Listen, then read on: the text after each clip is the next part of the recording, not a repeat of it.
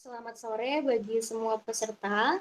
5 menit sebelum dimulainya acara, kami perlu informasikan bahwa untuk audio dimohon untuk dimatikan dan video dimohon untuk mengaktifkan kamera ya teman-teman.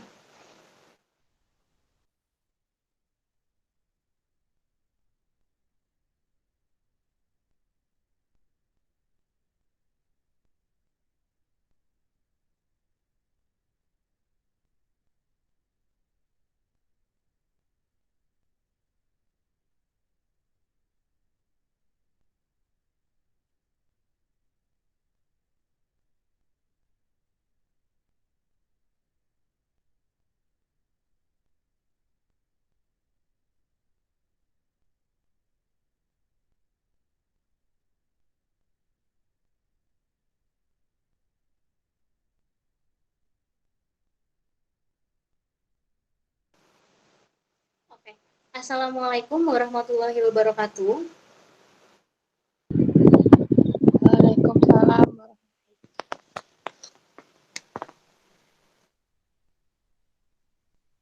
Selamat sore dan salam sejahtera untuk kita semua. Teman-teman, apa kabar nih semuanya? Kami ucapkan terima kasih sudah bergabung dan menyempatkan waktunya untuk sharing-sharing pada sore hari ini. Kami sangat antusias sekali kesempatan pada hari ini. Saya, Anissa Rima Aulia, tentunya akan memandu acara yang sangat luar biasa pada hari ini hingga selesai nanti. Nah, sebelumnya saya ingin tahu nih, apa sih motivasi Anda untuk mengikuti acara pada sore hari ini? Ya, silakan.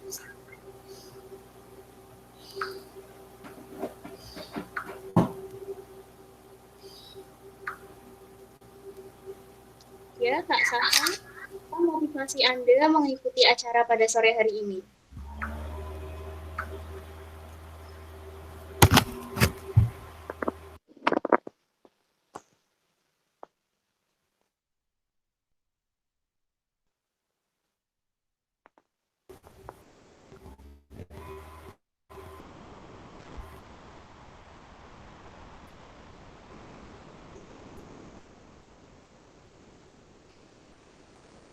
Selanjutnya, Kak Natasha, kalau boleh tahu apa ya motivasi Kakak untuk mengikuti webinar pada hari ini? Halo. Halo, apakah suara saya terdengar? Terdengar namun kurang keras ya. Kalau ini sudah kedengaran belum ya?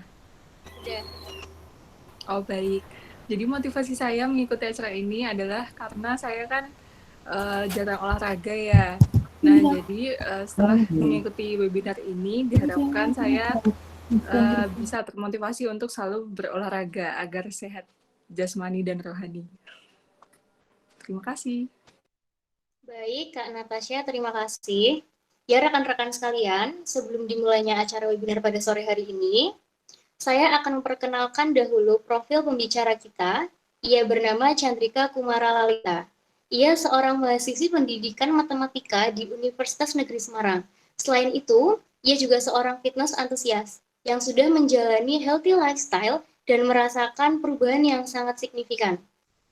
Meskipun ia seorang mahasiswi pendidikan, namun ia sangat tertarik dengan dunia diet dan olahraga. Untuk itu, rekan-rekan semua, mari kita langsung saja sambut pembicara kita di hari ini, Chandrika Kumara Lalita. Ya, selamat sore semua. Saya izin share screen ya. Bentar.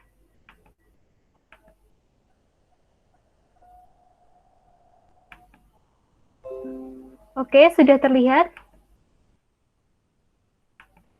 Sudah. Oke. Sebentar.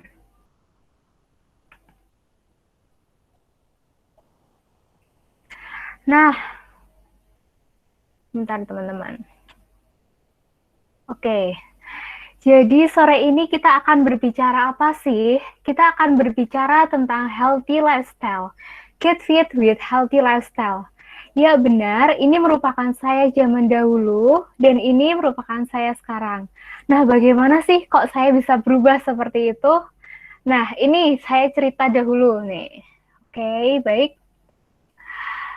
Nah, sebelumnya perkenalkan nama saya Chandrika Kumara Lalita. Saya lahir di Semarang 26 April 2000. Saya beralamat di Jalan Tumpang 7 nomor 5 Semarang.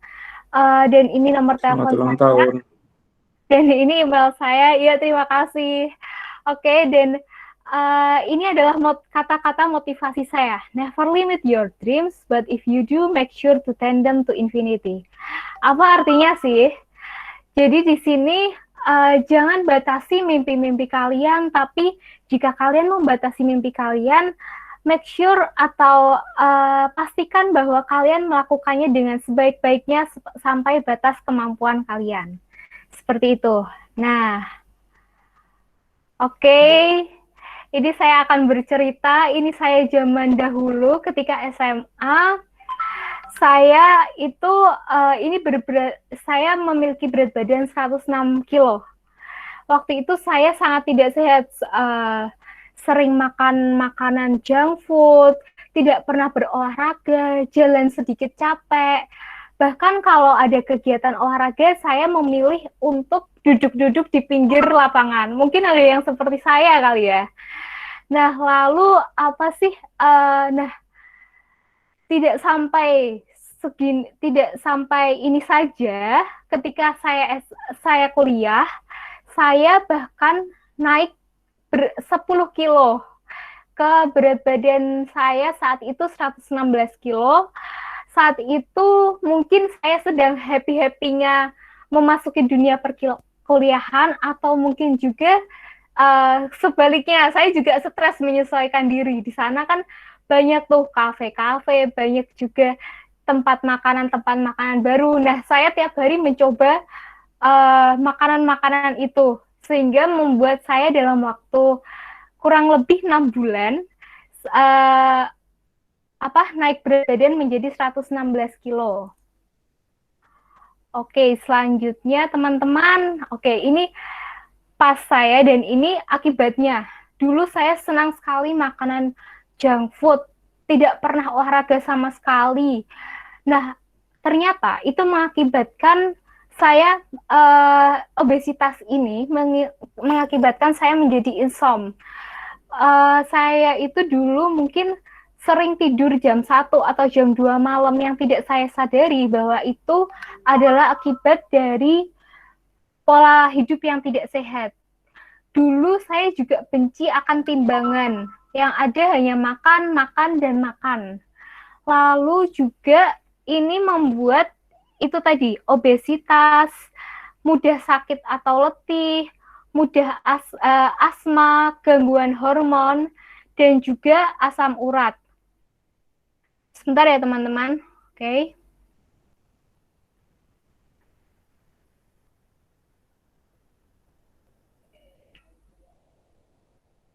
Nah, lalu dari saya dulu itu punya asma, tiap bulan itu selalu periksa ke dokter. Setiap bulan selalu periksa ke dokter, tapi kok nggak sembuh-sembuh gitu. Kok selalu kambuh lagi. Mungkin teman-teman terdekat saya tahu kalau saya dulunya langganan dokter. Nah, gangguan hormon ini itu adalah saya tidak datang bulan selama 3 bulan berturut-turut. Nah, ini kan saya jadi bingung ya, aku tuh kenapa? Aku nggak ngapa-ngapain kok nggak datang bulan, aku tuh kenapa gitu kan. Terus habis itu asam urat. Di sini, sebentar ya. Oke, di asam urat ini, saya tiap malam, jadi tiap malam ini saya selalu kakinya kram gitu teman-teman. Dan keramnya itu pun lama, selama 1 jam. Itu bayangin sakitnya kayak apa. Nah, itu salah satu penyebab dari obesitas ini sendiri. Nah, terus pada Desember 2019 nih manusia cewek ini nih mulai berpikir, aduh kok capek ya, kok udah 3 bulan nih nggak datang bulan, aku tuh kenapa kayak gitu, kok sakit mulu sih, aku nggak sembuh-sembuh, padahal selalu datang ke dokter dan dokternya pun juga udah ngasih obat yang terbaik, kok sakit mulu sih nggak sembuh-sembuh. Nah terus saya juga kepikiran nih, karena saya ada di kuliah jurusan pendidikan matematika, pada nantinya saya akan mengajar. Nah, saya tuh takut dibully murid saya sendiri. Aduh, gimana ini? Masa saya gurunya tapi dibully sama murid saya sendiri? Karena saya punya pengalaman nih, teman-teman. Waktu saya SMA, tepatnya kelas 10, itu ada guru PPL yang memiliki badan besar, dan itu dibully oleh teman-teman kelas saya. Kan saya takut ya, nggak mau seperti itu. Nah, terus dari situ saya bertekad deh, oke, udah cukup 19 tahun ngerasain berbagai makanan, yuk berubah. Nah, demi masa depan aku pasti bisa. Nah, itu dimulai dari niat saya itu dan ketakutan-ketakutan saya. Sejak itu saya memutuskan untuk berubah. Nah, lanjut. Oke, how I changed my lifestyle. Jadi pertama, self-acceptance. Self-acceptance di sini adalah menerima diri saya sendiri. Jadi menerima bahwa oke, aku obesitas, aku pasti bisa kok berubah. Jadi menerima diri saya sendiri gitu loh. Nggak dengan saya obesitas selalu kayak, udahlah nggak apa-apa, nanti juga aku makan bahagia kayak gitu. Itu namanya lari dari kenyataan, teman-teman. Terus yang kedua, niat. Niat ini benar-benar niat yang sangat-sangat niat kalau aku pasti bisa berubah kayak gitu. Aku pasti bisa merubah pola hidupku menjadi lebih baik kayak gitu. Karena yang penyakit-penyakit yang saya sebutkan tadi kayak gitu. Terus yang ketiga, cari informasi dan set the goals. Nah, dari niat ini kita cari informasi yang sebanyak-banyaknya, teman-teman. Yang mana yang benar, yang mana yang salah. Kalau bisa, kalau kalian mungkin orangnya butuh sesuatu yang ditakutin, mungkin kalian bisa pergi ke ahli gizi atau ke dokter gizi seperti itu, atau bisa kalian searching di sosial media. Sekarang sangat banyak informasinya, teman-teman. Nah, setelah mencari informasi yang tepat dan sesuai untuk diri kalian, kalian bisa set the goals. Set the goals di sini adalah gak cuma untuk aku seminggu aku mau diet tapi cuma seminggu. Enggak, teman-teman. Jadi goals-nya tuh mau sampai apa sih? Sampai seberapa sih? Itu. Goals ini penting untuk kalian ingat-ingat saat nanti kalian lelah, aku belum sampai ke goalsku nih. Aku harus tetap berusaha, harus tetap bekerja keras untuk itu. Nah, yang keempat, biasanya orang udah niat, udah cari informasi, udah set goals-nya, tapi nggak ada aksi nih. Nah, ini yang perlu, teman-teman. Kalian udah ada niat, itu juga perlu aksi. Aksinya gimana? Dengan cara konsisten. Aksi menjalani niat kalian itu. Jadi menjalani pola hidup sehat, tidak cepat puas. Nah, ini yang kelima, teman-teman. Jangan cepat puas dan selalu belajar. Nah, setelah kalian turun banyak atau kalian udah membiasakan lifestyle kalian itu jangan cepat puas. Jangan cepat puas di sini itu adalah misalnya gini ya, aku udah turun nih 10 kilo, boleh aku makan ini, itu.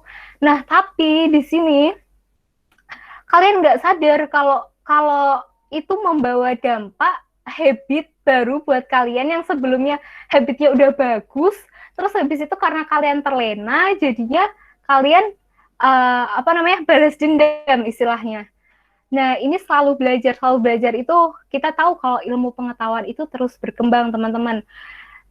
Banyak yang harus kita pelajari dengan misalnya bertemu dengan orang baru, misalnya ikut webinar kayak gini, mungkin bisa bisa menjadikan atau membuka pola pikir kalian tentang dunia dunia apa healthy lifestyle itu. Nah, selanjutnya teman-teman, oke, how to start a healthy lifestyle. Pertama, change your eating habits. Nah, banyak nih yang bertanya-tanya, aku tuh gemuk gak sih? Sebenarnya tuh aku tuh badannya gimana sih? Nah, ini menurut Permenkes RI nomor 41 tahun 2014 tentang pedoman gizi seimbang, cara termudah mengetahui komposisi tubuh ini melalui IMT atau indeks massa tubuh. Ini ada rumusnya teman-teman. Berat badan per tinggi badan dikali tinggi badan. Lah, setelah kalian menghitung, di sini ada patokannya. Kalau kurus ini segini, normal segini, gemuk di sini obesitas segini. Kalau ini menurut Permenkes ya teman-teman. Cuman kalian tidak ini cuma untuk tahu aja ya, nggak untuk jadiin patokan. Jadi berat badan itu atau timbangan itu jangan dijadikan patokan gitu. Oke, selanjutnya. Nah, di sini jenis makanan sehat. Oke, sebelumnya kita bahas dulu tentang diet. Oke, banyak yang mengatakan atau salah pemikiran, nggak salah juga sih, kurang tepat, lebih tepatnya. Diet itu sama dengan menurunkan berat badan. Enggak, teman-teman. Jadi diet di sini sebenarnya bukan menurunkan berat badan. Diet itu adalah pola pengaturan makan untuk suatu tujuan tertentu. Nah, orang mau menggemukkan badan itu pun juga disebut diet, teman-teman. Jadi mau menurunkan atau menaikkan berat badan itu disebut diet. Cuman yang benar di sini adalah diet itu pengaturan pola makan, begitu. Nah, bagaimana sih pengaturan pola makan atau makanan yang sehat? Ini, makanan terdiri dari karbohidrat, protein, sayur, dan buah. Di sini, 4 komponen ini sangat penting untuk kita jalani. Jangan menghilangkan karbohidrat. Jadi, banyak kan yang mikir kalau aku tuh gemuk karena aku banyak makan nasi. Kayak gitu kan. Padahal bukan karena nasinya, teman-teman. Nasi putih jangan kalian salahkan, kayak gitu. Yang di sini yang kurang tepat adalah porsi makannya, teman-teman. Mungkin kebanyakan lemak atau mungkin kebanyakan gula atau garam. Makanya di sini saya sarankan untuk batasi penggunaan gula, garam, dan lemak. Lalu gantilah snack kurang sehat atau jajanan kemasan, minuman manis, es krim, dan lain-lain dengan buah dan air mineral. Selanjutnya, kurangi konsumsi junk food, makanan instan, dan cepat saji. Jangan menghilangkan sama sekali, karena mungkin kalian akan bosan dan akan kembali ke habit yang lama. Cuman kurangin atau batasin itu. Terus olah makanan dengan rebus, kukus, tumis, bakar, sup, atau grill. Oke, jadi di sini saya punya quotes, don't eat less, but eat right. Jadi jangan makan dikit, cuman makannya yang benar sesuai dengan komposisi makanan yang baik, gitu teman-teman. Oke, selanjutnya kita ngomongin tentang weight loss atau penurunan berat badan ya. Di sini intinya itu apa sih? Intinya defisit kalori. Apa itu defisit kalori sih? Nah, gini. Setiap makanan yang masuk ke dalam tubuh itu mengandung energi dalam bentuk kalori. Jumlahnya pun berbeda setiap makanan atau minuman. Nah, kalau kita konsumsi kalori lebih banyak dari yang kita butuhkan dan bakar perharinya, maka tubuh akan menyimpan dalam bentuk lemak. Nah, kondisi itulah yang akhirnya membuat kenaikan berat badan. Jadi, ketika kita ingin menurunkan berat badan, hal dasar yang harus dilakukan adalah mengurangi asupan kalori yang masuk ke dalam tubuh. Nah, ketika asupan makanan berkurang, tubuh akan memakai lemak yang tersimpan, kemudian diubah menjadi energi. Jadi, ketika lemak berlebih yang ada di dalam tubuh itu terus dibakar, maka kita dapat menurunkan berat badan. Nah, seperti itu teman-teman, intinya adalah defisit kalori. Oke, cara mengetahui kebutuhan kalori harian. Tadi saya udah ngomongin tentang defisit kalori, tapi gimana sih caranya kita tahu kalau kita tuh defisit, padahal kita nggak tahu nih kalori harian kita tuh berapa. Nah, kalian itu bisa buka lewat kalkulator kalori, yaitu www.tdaa-calculator.net. Nah, ini kalkulator yang diteliti adalah rumus paling akurat untuk mengestimasi kebutuhan kalori seseorang. Nah, tampilannya seperti ini, teman-teman. Kalau kalian masuk ke web ini, kalian bisa memasukkan data-data terlebih dahulu, kalian laki-laki atau perempuan, umurnya berapa, berat badannya berapa, tingginya berapa, aktivitasnya bagaimana, lalu kalkulator ini akan menghitungkan kebutuhan kalori kalian. Kalau kalian ingin menurunkan berat badan, kalian harus defisit, yaitu dengan mengurangi kebutuhan kalori kalian harian dengan 500 kalori, gitu. Oke, yang kedua, tadi kan mengatur pola makan udah ya. Terus yang kedua, be more active. Selain pengaturan pola makan, aktivitas fisik juga penting diterapkan dalam menjalani pola hidup sehat nih teman-teman. Jadi pertama, saya ingin bercerita zaman dahulu saya jalan aja itu males teman-teman. Jalan dikit itu capek, ngap gitu. Kalau gimana sih cara saya memulai untuk olahraga? Ya, pertama dimulai dengan hal sederhana. Dulu saya itu memulai dengan jalan kaki, teman-teman. Jalan kaki, cuman ini saya biasakan sesering mungkin. Kalau bisa setiap hari, teman-teman. Jadi dibiasakan sesering mungkin, dan karena kebiasaan itu, maka timbullah yang namanya pola. Pola itu yang menjadikan lifestyle baru untuk kita. Nah, saya nggak untuk olahraga, saya nggak mengharuskan kok kalian teman-teman ini untuk langsung ke gym atau angkat beban, karena saya tahu gym itu sangat membosankan kalau kita tidak terbiasa atau kita tidak cinta pada olahraga. Jadi, yang pertama kita membiasakan dahulu atau kita cintai dulu yang namanya olahraga. Nah, setelah itu kita bolehlah mengupgrade olahraga kita menjadi mungkin bisa gym atau kalian apapun yang kalian sukai kayak gitu. Jadi kita be more aktif atau kita lebih aktif dari sebelumnya gitu. Lalu selanjutnya nih, get adequate sleep. Ini penting banget. Mungkin bagi teman-teman ada yang sangat melupakan tentang jam tidur gitu. Bagi orang dewasa berumur 18-25 tahun, mengistirahatkan tubuh yang baik itu selama kurang lebih 6-9 jam sehari. Nah, kurang tidur ini menyebabkan metabolismenya melambat, karena proses mencerna gula atau glukosa yang dikonsumsi siang hari akan sangat terganggu. Selain itu, menyebabkan meningkatnya rasa lapar pada jam-jam yang tidak teratur. Nah, misalnya kalian ngerjain tugas sampai jam 12 atau jam 11 atau 12 malam nih, pasti kan ada kayak rasa, lapar gitu, pengen Indomie, atau pengen nyemil apalah gitu ya.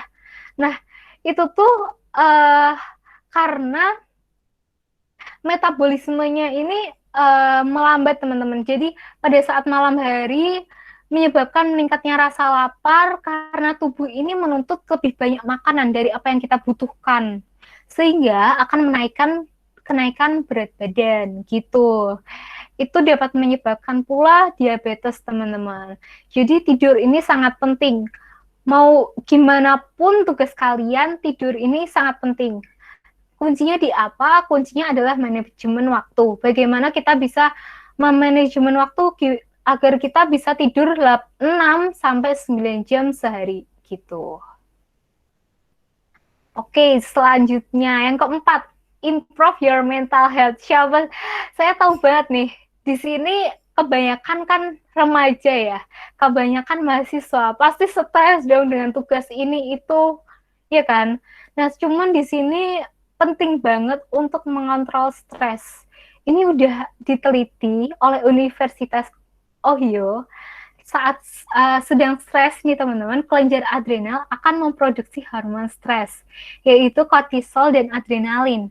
Stres yang berkepanjangan akan menyebabkan produksi hormon kortisol meningkat dan memicu rasa lapar.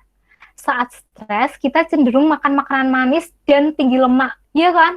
Kalau lagi galau nih, pasti pengennya coklat, pengennya apalah makan manis, pengennya minum boba, ya kan? Karena kita memiliki hormon itu, teman-teman. Semakin sering mengonsumsi makanan tersebut, berat badan kita akan semakin bertambah. Selain itu, hormon kortisol juga menyebabkan penumpukan lemak, terutama lemak visceral atau lemak perut yang sangat berbahaya dan dapat menimbulkan sindrom metabolik, penyakit diabetes, hipertensi, jantung, dan pembuluh darah. Nah, ini penting banget. Jadi kalian sebisa mungkin untuk mengontrol stres. Gimana sih cara mengontrol stres? Ya mungkin kalau ketika kita lagi suntuk atau apa, kita bisa jalan-jalan atau lihat pemandangan yang bagus. Kita kalau kalian udah cinta olahraga, stres itu bisa kita salurkan lewat olahraga, gitu teman-teman. Nah, selanjutnya perubahan apa sih setelah menjalani healthy lifestyle? Oke, kalau ini pengalaman saya sendiri ya teman-teman, perubahannya yang pasti lebih sehat. Dulu saya itu yang udah saya ceritakan sebelumnya, saya itu langganan dokter teman-teman. Nah untuk sekarang alhamdulillahnya semenjak saya menjalani healthy lifestyle, saya udah jarang yang namanya berteman dengan obat atau udah jarang ke dokter. Seperti itu teman-teman. Jadi healthy lifestyle ini tujuan utamanya adalah untuk kita sehat teman-teman. Terus yang kedua, saya itu jadi punya banyak teman baru. Kenapa gitu? Karena dengan menjalani ini, saya ingin terus belajar, saya ingin terus improve diri saya, ingin berbagi dengan teman-teman saya gimana sih mereka ilmu mereka, gimana sih apa pengalaman mereka. Nah dengan itu saya memiliki banyak teman baru. Nah, bonusnya nih teman-teman dari menjalankan healthy lifestyle, ini bonusnya loh.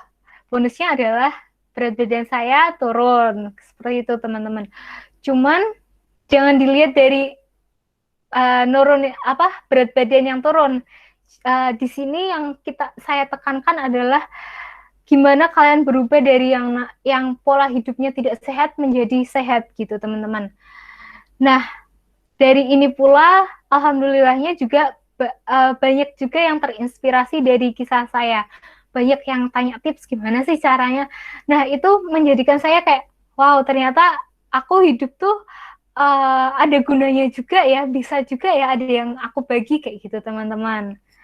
Nah, mungkin sekian dulu pemaparan dari saya. Untuk pertanyaannya bisa setelah ini ya teman-teman. Terima kasih telah mendengarkan.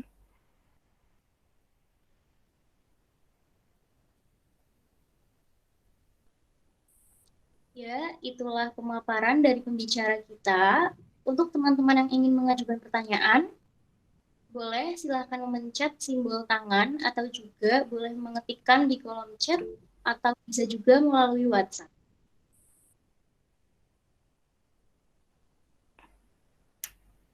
Oke, baik. Pertama kita buka untuk 3 pertanyaan. Silakan bagi teman-teman yang ingin bertanya.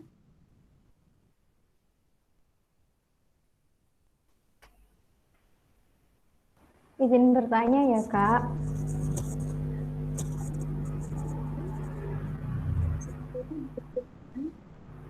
Oke, sebelumnya terima kasih untuk kesempatan yang diberikan. Jadi, seperti yang kita tahu dalam proses untuk mencapai tujuan itu kan pasti ada yang namanya lelah, ada namanya jenuh, bosan gitu. Nah, gimana sih cara Kak Chandrika untuk tetap konsisten dan nggak menyerah dan melewati fase-fase itu? Gitu. Terima kasih.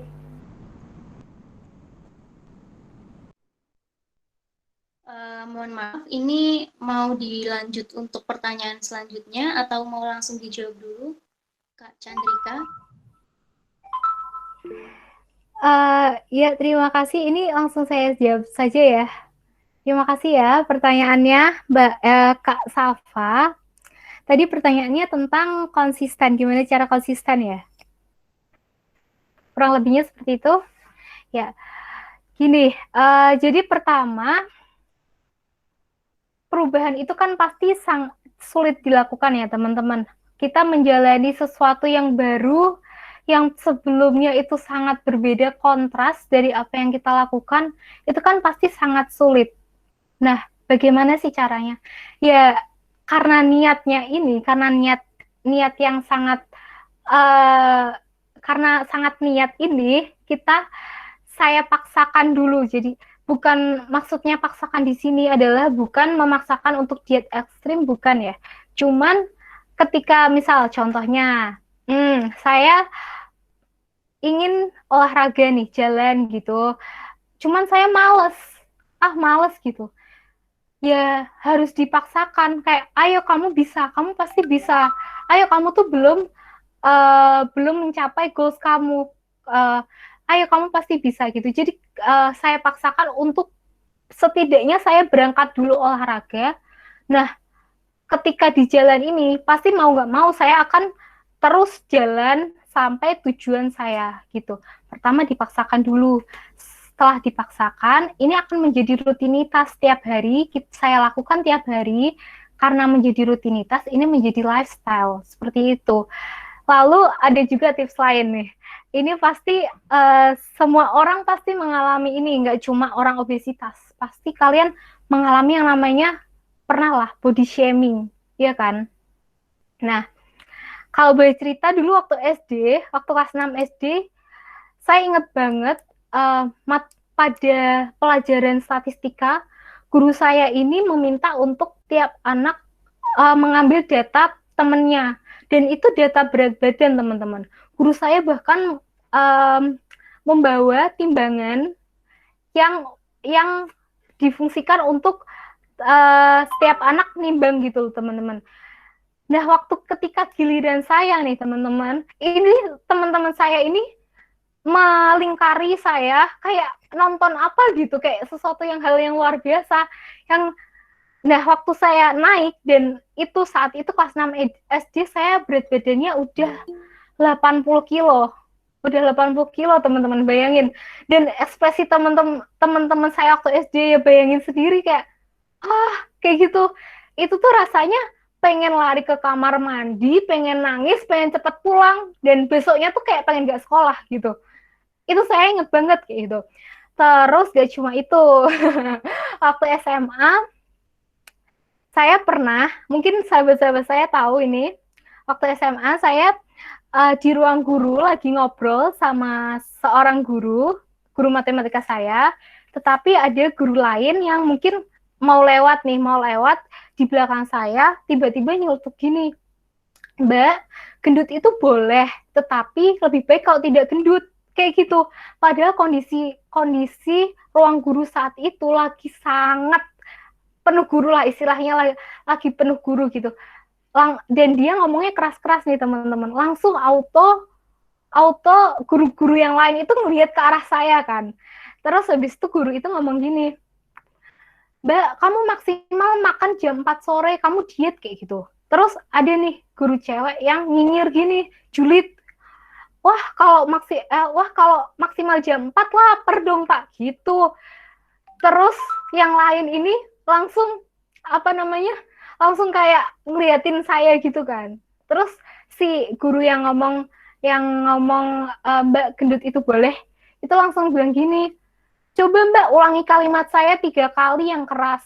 Saya suruh ngulangi kalimat itu 3 kali di hadapan semua guru teman-teman. Itu saya ingat banget itu. Nah, terus abis itu ada juga nih teman-teman, sebenarnya banyak ya teman-teman, cuman yang membuat saya sangat malu sih itu.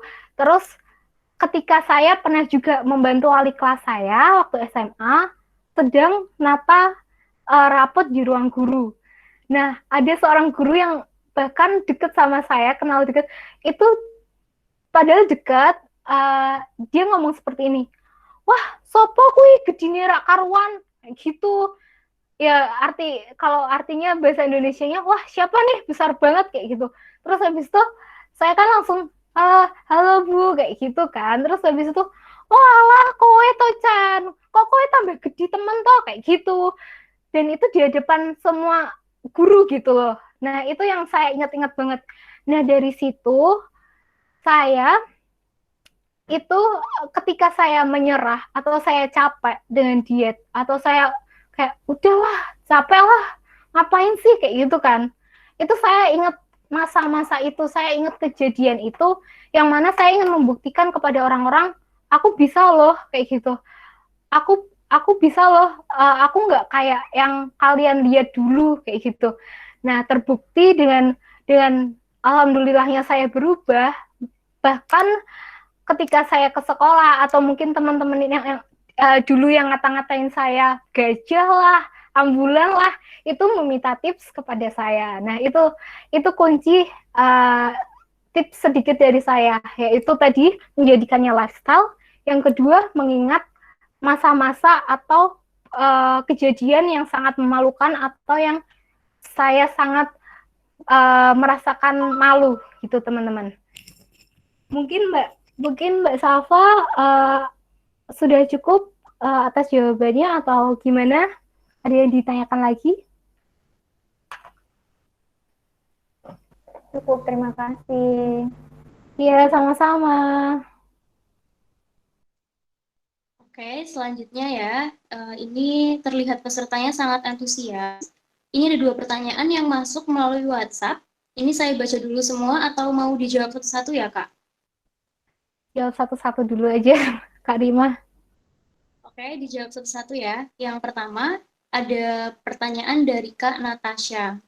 Kemarin kan sempat viral dietnya Tia Aristia. Apa sih pendapatmu tentang diet ini?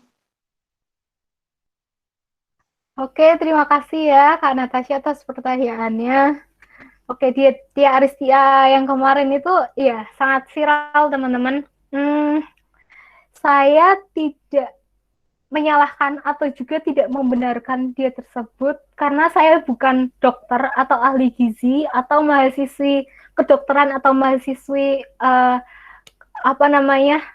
gizi, bukan. Cuman gini teman-teman, di buku tersebut itu Tia Aristia sebenarnya sudah menuliskan bahwa itu adalah diet yang itu merupakan diet atau meal plan yang disusun untuk dia sendiri yang sebenarnya tidak dianjurkan untuk diikuti begitu. Cuman kurang tepatnya di sini adalah Tia Aristia itu karena merupakan public figure. Tia Aristia itu merupakan artis begitu ya teman-teman. Dia juga punya latar belakang seorang atlet. Tapi dia yang mana dia itu sebenarnya sudah dipastikan bisa menginfluence orang. Nah, dia ini baru diet sebentar, mungkin belum belajar banyak, tetapi dia udah berani membagikan bukunya, menulis buku seperti itu, teman-teman. Karena gini, di buku itu juga ada meal plan yang mana kalau orang awam tahu kan, wah Tia Aristia nih turun segini kayak gitu kan, wah aku pengen langsung nyoba kayak gitu, tanpa mereka saring terlebih dahulu, ini bener nggak sih, ini sebenarnya baik nggak sih buat tubuhku kayak gitu teman-teman. Nah jadi di sini kita sebagai orang awam atau sebagai pembaca itu juga harus kritis teman-teman, harus kritis, tidak langsung percaya karena ini merupakan diet artis atau karena ini merupakan diet yang menurunkan berapa puluh kilo kita langsung ikuti. Jadi kita harus kritis untuk mencari informasi terlebih dahulu. Nah, tapi baik atau tidak untuk diikuti, ini menurut saya sendiri loh ya, pendapat saya. Ya karena itu dirancang untuk dia, dan di dalam bukunya juga tertulis tidak boleh makan sayur, yang mana sayur itu adalah serat yang baik untuk tubuh. Ya, saya menganjurkan untuk jangan diikuti. Dan banyak juga influencer atau yang ahli di bidang gizi mengatakan bahwa itu diet kurang dari 500 kalori, yang mana itu tidak baik untuk tubuh. Gitu teman-teman. Yuk gimana Mbak Natasha, apakah sudah puas dengan jawabannya atau ada yang mau ditanyakan lagi? Terima kasih atas jawabannya, menarik sekali. Iya, terima kasih sudah bertanya. Pertanyaan selanjutnya ada dari Kak Ilvinanda. Saat ini kan sedang berpuasa, apakah Kak Chandrika masih berolahraga? Atau kalau iya, olahraganya itu baiknya jam berapa?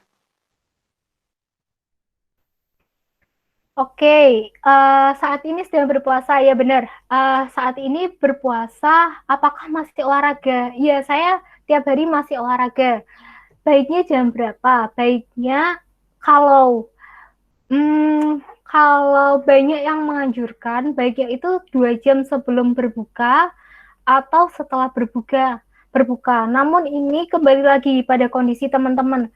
Mungkin kalau kalian 2 jam sebelum berbuka atau 1 jam sebelum berbuka itu sibuk nyiapin buka puasa buru-buru jadinya nggak maksimal, ya mending di lain yang waktu gitu kan. Kalau kalian mungkin pagi itu kuat, ya nggak apa-apa sebenarnya. Olahraga jam 7 atau setengah 7 pagi itu nggak apa-apa.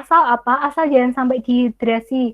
Jangan sampai dehidrasi, intensitasnya dikurangin, jangan terlalu berat. Jangan kayak seperti biasanya waktu tidak puasa. Nah, bisa juga setelah berbuka puasa. Itu juga nggak apa-apa teman-teman. Kalau saya sendiri biasanya jam setengah 7 atau jam 7 pagi, atau kalau saya nggak bisa, saya malam setelah berbuka puasa, tepatnya setengah 7 malam gitu.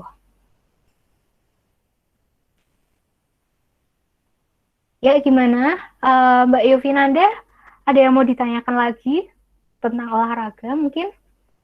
Cukup Kak, terima kasih. Ya, terima kasih. Selanjutnya kita buka lagi untuk pertanyaan berikutnya. Ini Ya. terlihat ada yang melalui kolom chat ya, Mbak Maidila. Ini terima kasih atas paparannya. Saya ingin bertanya, sekarang kan udah menggeluti dunia diet dan olahraga. Ada kepikiran nggak sih untuk meninggalkan matematika dan profesional di bidang itu? Oke, berat ya pertanyaannya. Terima kasih atas pertanyaannya Mbak Maidila. Udah menggeluti dunia diet dan olahraga, ada kepikiran nggak sih meninggalkan dunia matematika dan profesional di bidang itu? Untuk saat ini, diet dan olahraga saya jadikan sebagai hobi. Untuk profesional di bidang diet dan olahraga mungkin belum teman-teman. Apa ya? Gimana ya? Karena menurut saya ilmu dan juga pengetahuan saya belum banyak teman-teman, masih sedikit, saya masih perlu belajar. Dan juga untuk meninggalkan matematika ini juga untuk saat ini belum, cuman saya nggak menutup kemungkinan untuk dunia diet dan olahraga ini saya jadikan sebagai job site gitu mungkin ya. Itu mungkin nggak menutup kemungkinan untuk itu. Dan juga kalau boleh cerita, dunia diet dan olahraga ini juga tidak mudah teman-teman, karena diet ini udah menyangkut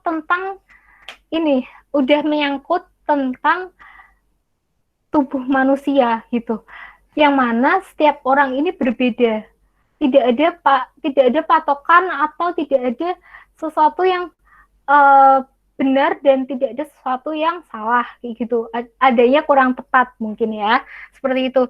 Jadi saya merasa saya mesti perlu belajar lagi untuk menggeluti di dunia itu. Dan untuk dunia olahraga mungkin lebih tepatnya gym ya. Kalau profesional mungkin lebih kayak PT gitu ya. Nah, gimana ya? Kalau untuk saat ini belum sih teman-teman, karena dunia gym ini juga sangat keras. Setiap PT ini juga memiliki teknik yang berbeda-beda, sehingga mungkin kalau kita tidak open-minded, itu bisa menimbulkan pertanyaan, ih kok cara ngajarnya gini sih, kayak gitu. Ih kok kayak gitu sih. Nah, seperti itu. Nah, sementara matematika itu kan ada benar dan salahnya gitu ya, teman-teman. Nah, itu mungkin jawaban dari saya, ya Mbak Maidila. Untuk saat ini belum, masih saya jadikan hobi, cuman untuk kedepannya saya tidak tahu. Terima kasih. Oke, ini sepertinya tidak ada lagi yang bertanya ya. Oke, Ya. terima kasih pertanyaan dan antusiasnya rekan-rekan semua. Semoga pemaparan dan jawaban dari pembicara kita mewakili dan menjawab rekan-rekan semua. Yang dapat kita simpulkan pada sore hari ini merupakan penting sekali untuk kita menjalani pola hidup sehat. Banyak sekali sisi positif yang dapat kita ambil. Diet berarti mengatur pola makan. Sehat itu yang utama, kurus itu bonus. Selanjutnya, sebelum kita tutup acara ini, saya ingin mengambil dokumentasi dulu. Untuk teman-teman mungkin bisa menyalakan kamera sebentar ya.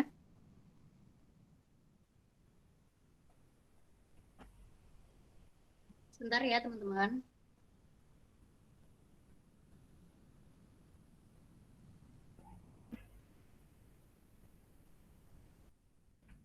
Ya, senyum semuanya.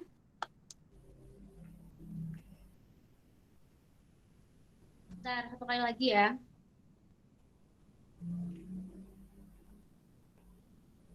Oke, senyum.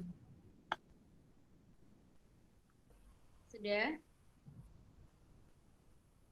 Terima kasih untuk rekan-rekan semua. Sampailah kita pada penghujung acara pada hari ini.